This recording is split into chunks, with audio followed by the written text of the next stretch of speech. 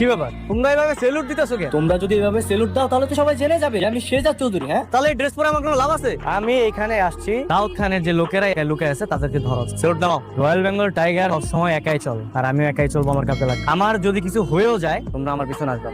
I don't need any protocol. শোনো, আজকে আমি তোমাদেরকে শিখাবো মাছ কিভাবে পানিতে থেকেও অক্সিজেন নিতে পারে। তোমাদেরকে মাছ দেখাচ্ছি, ঠিক আছে?